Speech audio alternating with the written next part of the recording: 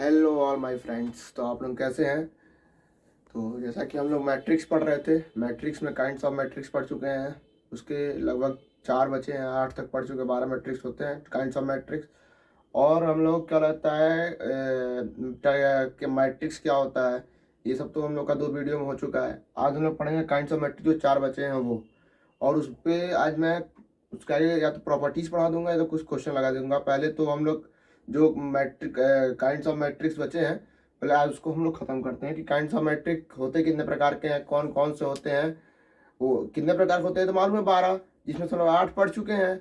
जैसे हॉरिजेंटल हो गया, वर्टिकल हो गया, स्क्वायर हो गया, रो वेक्टर हो गया, कॉलम कॉलम कॉलम मैट्रिक्स हो गया, यूनिट आइडेंटिटी मैट्रिक्स हो गया। फिर उसमें एक और तो 3 और है उसमें। और हम लोग आगे 4 बचा है, उसको आज हम लोग पढ़ते हैं। उसके बाद हम लोग अगर समय देखते हैं, उस समय के बाद प्रॉपर्टीज पढ़ लेंगे या उसमें न्यूमेरिकल लगा देते हैं। तो फ्रेंड्स, अब हम लोग का बचा है इसका scalar scalar matrix, triangular matrix और लोअर ट्रायंगुलर मैट्रिक्स और सब मैट्रिक्स। तो फ्रेंड्स, हमारा क्या क्या बचा है? स्केलर मैट्रिक्स, सब matrix, triangular matrix, lower triangular matrix, ये 4 बचे हैं। इस 4 के बाद हम लोग पढ़ेंगे ऑपरेशन ऑफ मैट्रिक्स। उसके बाद प्रॉपर्टीज पढ़ेंगे। तो देखते हैं इस वीडियो में ऑपरेशन ऑफ मैट्रिक्स हो पाता है कि नहीं, लेकिन काइंड्स ऑफ मैट्रिक्स तो आज खत्म कर ही देंगे क्योंकि 4 ही बचा हुआ है। तो हम लोग सबसे पहले पढ़ेंगे स्केलर मैट्रिक्स। तो स्केलर मैट्रिक्स क्या होता है?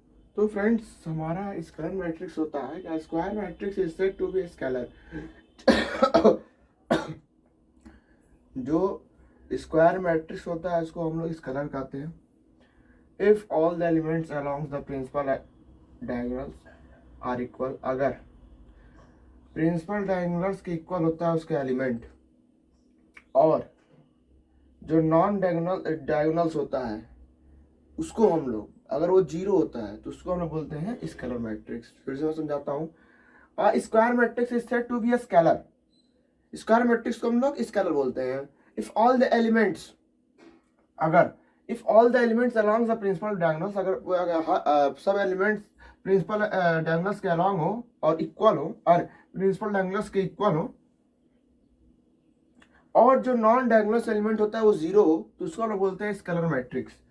एग्जाम्पल में अगर हम देखें तो अगर जो हम कल मेन डायगोनल्स जो नहीं देखे होंगे वीडियो देखेंगे, मेन डायगोनल्स और प्रिंसिपल डायगोनल्स में इसके जस्ट सेकंड लेक्चर में मैंने समझाया है। और उसमें क्या है कि कुछ ऐसे है कि कुछ इस प्रकार है वो मेन डायगोनल्स। रुकिए, मैं इसको एक सेकंड, मैं इसको इरेज करके फिर मैं सही समझाता हूँ। तो मेन डायगोनल्स होता है, मेन डायगोनल्स क्या होता था जब मैं बताया था कि ये मानिए कि मैट्रिक्स है 1 0 0 0 1 0 0 0 1।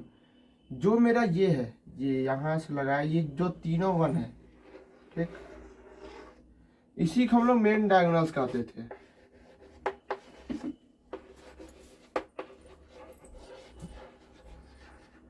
इसी को हम लोग मेन डायगोनल्स कहते थे। अब उसमें क्या लिखा है कि principal diagonals scalar quantity set to be square matrix is set to be a scalar if all the elements along the principal diagonals are equal. ये जो प्रिंसिपल डायगोनल्स, इसी को मेन डायगोनल्स कहते हैं। अगर ये इक्वल हो, ये ना हो कि यहाँ 1 है तो यहाँ 2 हो जाए, यहाँ 3 हो जाए, तो वो स्क्वायर मैट्रिक्स नहीं होगा, स्केलर मैट्रिक्स, सॉरी, वो स्केलर मैट्रिक्स नहीं होगा। अगर ये अगर 2 2 2 चाहे 3 3 3 चाहे 4 4 4 इक्वल नंबर हो तो वो स्केलर मैट्रिक्स होगा। और ये जो नॉन डायगोनल्स है उसमें लिखा ना एंड नॉन डायगोनल्स आर 0। और देन अगर ये नॉन जो डायगोनल्स है जिसमें 0 है तो हम लोग क्या कहेंगे? उसको स्केलर क्वांटिटी, स्केलर मैट्रिक्स कहेंगे। उसका एग्जांपल क्या रहेगा? उसका एग्जांपल कुछ इस तरह है।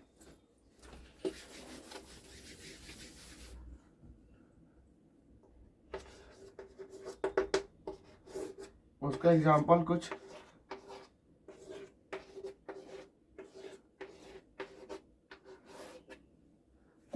कुछ इस तरह है कि क्या लगता है 2 to 2। और जो स्क्वायर मैट्रिक्स होता है वो m is equal to n, मतलब number of row is equal to number of column होता है। तो कभी भी हम लिखते हैं अगर स्क्वायर मैट्रिक्स की बात किसी में भी आ जाए तो वो समझिए कि जितना रो होगा उतना ही कॉलम भी होगा। तो इसमें 3 रो 3 कॉलम है तो ये 3 क्रॉस 3 का होगा। और हम लोग पहले रो लिखते हैं फिर कॉलम लिखते हैं, पहले फर्स्टली रो देन कॉलम। तो ये हम लोग रो को m बोलते हैं, इसको n बोलते हैं। तो m स्क्वायर मैट्रिक्स में होता है m is equal to n। ये हमारा हुआ स्क्वायर मैट्रिक्स। अब इसके आगे आता है, इसके आगे आता है सब मैट्रिक्स। क्या होता है तो सब मैट्रिक्स, तो फ्रेंड्स हमारा सब मैट्रिक्स होता है कि the matrix obtained by leave some rows and column of the given matrix. मानिए ऐसा कोई मैट्रिक्स गिवन है हमको, उसमें कुछ रो और कॉलम जो लीव होते हैं उसी को हम लोग बोलते हैं सब मैट्रिक्स। जैसे कि एग्जांपल में दिया हूं 1 2 3 9, ठीक है, ये फर्स्ट और फर्स्ट कॉलम लीव है, ठीक। जरूरी नहीं है कि फर्स्ट और फर्स्ट कॉलम ही लीव हो, ये भी हो सकता है फर्स्ट कॉलम सेकंड रो, ठीक। मैं तो इजी वे समझाने के लिए लिख दिया हूँ 1 2 3 9 1 2 3 9 बस बचा। और ये फर्स्ट और फर्स्ट कॉलम छोड़ दिया मैं, ये क्या बचा 2 इंटू 2, ये क्या हुआ 3 इंटू 3।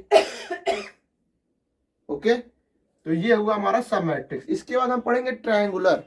ट्रायंगुलर कोई बहुत महत्व नहीं था लेकिन पढ़ा दूं मैं। ट्रायंगुलर में होता है अपर और लोअर, तो मैं दोनों पढ़ाता हूँ अपर और लोअर क्या होता है। उसके बाद और तो उसके बाद हमारा हो गया पूरा 11 12 नहीं, उसके बाद एक और बचेगा अभी कंपेरेबल मैट्रिक्स। कंपेरेबल मैट्रिक्स भी पढ़ेंगे हम लोग। तो गाइज अब हम लोग पढ़ेंगे triangle matrix, upper triangular matrix. Square matrix, square matrix का आते ही आप लोगों के मन में ही आना चाहिए कि m is equal to n, number of row is equal to number of column, a is equal to i a i j m into n। ये मैट्रिक्स है m इंटू n, जितना रो होगा उतना कॉलम होगा। a is equal to a i j m into n is called upper triangle. जब a is equal to a i j होगा square matrix में तो उसको हम लोग अपर ट्राइंगुलर मैट्रिक्स कहेंगे। If A I J is equal to 0 element I is greater than J, जब A I J zero के एलिमेंट आई से बड़ा होगा, जे आई जे से बड़ा होगा, तो देयरफॉर तब square matrix is said to be upper triangle. जब इतना प्रोसेस हो जाएगा, जब जितना कोई आपको मिलेगा इतना कि A is equal to A I J M into N और A I J is equal to 0 element I is greater than J, तब उसको हम लोग बोलेंगे स्क्वायर मैट्रिक्स को, तब हम बोलेंगे हम लोग अपर ट्रायंगल मैट्रिक्स।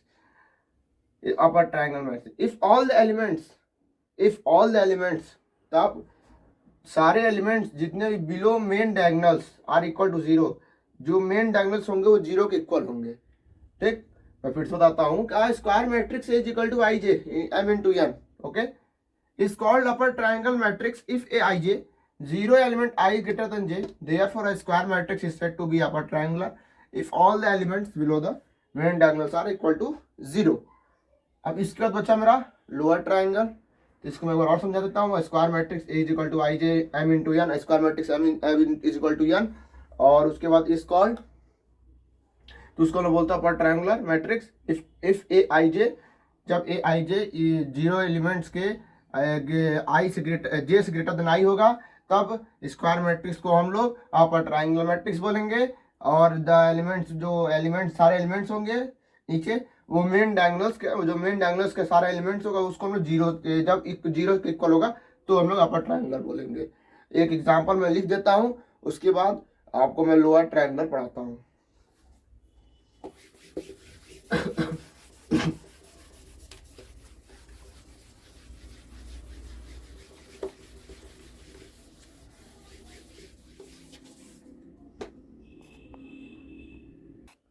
तो ये हमारा हुआ एग्जाम्पल, उसका एंड है।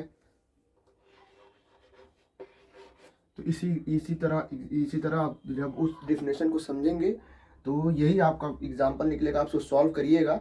अगर एग्जाम्पल में कोई भी गलती होगा तो मेरे कमेंट जरूर बताएंगे, क्योंकि एग्जाम्पल यही होता है। हम लोग भी पढ़े हैं, तो हम लोग भी यही एग्जाम्पल पढ़े हैं, इसी टाइप के एग्जाम्पल आता है। और स्क्वायर मैट्रिक्स है इज इक्वल टू एन होगा ही 3 into 3 4 into 4 m is equal to n, number of row is equal to number of column, ये हुआ हमारा उसका एग्जाम्पल। अब हम लोग पढ़ेंगे lower triangle, lower triangular, lower triangular matrix के बाद हम लोग कंपेरेबल मैट्रिक्स है, उसके बाद ये काइंड्स ऑफ मैट्रिक्स खत्म। तो फ्रेंड्स ये रहा lower triangular matrix. Square matrix A equal to I J, row and column, ये रो ए होता है, ये कॉलम होता है, first row first column, second row second column आता है सॉल्व करने के लिए।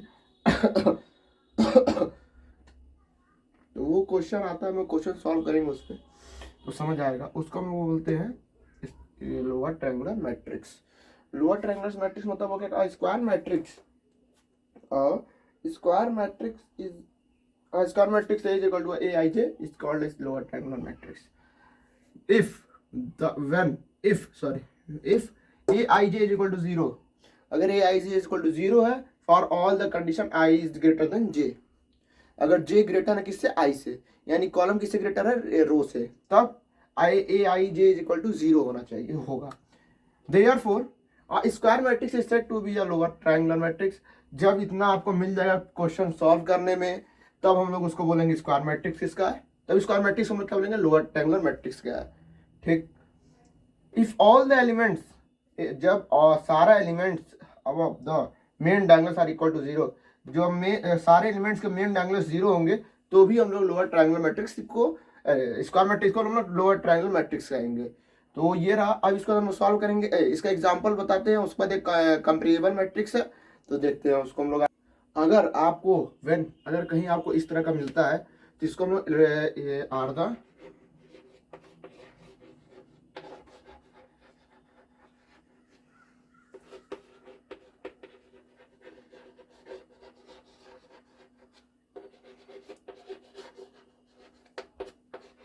अगर आपको इस तरह का मिलता है तो उसको हम लोग लोअर ट्रायंगुलर मैट्रिक्स कहेंगे। हम लोग अपर ट्रायंगुलर मैट्रिक्स पढ़ लिए, लोअर ट्रायंगुलर मैट्रिक्स पढ़ लिए, अब कंपेरेबल मैट्रिक्स पढ़ते हैं। तो friends last kinds of matrix यही खत्म होता है, कंपेरेबल मैट्रिक्स। लेकिन पेपर में कहाँ तक आता है, पेपर में ना तो ट्रायंगुलर मैट्रिक्स आएगा ना तो ये आएगा, सब मैट्रिक्स तक ही केवल पेपर में आता है। ये तो एक एक्स्ट्रा एडिशनल है, पढ़ना चाहे पढ़ सकते हैं, वरना मैं तो पढ़ा दिया हूँ। तो कंपेरेबल मैट्रिक्स होता है कि टू मैट्रिक्स, जब कोई ए और बी दो मैट्रिक्स होंगे तो उसको हम लोग कंपेरेबल मैट्रिक्स कहेंगे। और ये नहीं कि देखिए लिखा हुआ भी है if they are same order. अब ये नहीं कि आपका ए 2x2 में है और बी 3x2 में है तो ये कंपेरेबल मैट्रिक्स में नहीं होगा। अगर वो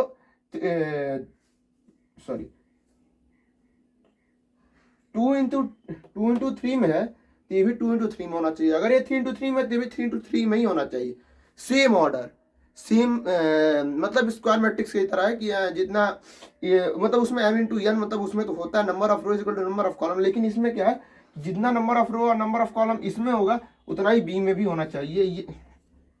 ये मेरा है बी है ये। तो आज के लिए बस इतना ही। आज हम काइंड्स ऑफ मैट्रिक्स खत्म कर दिए।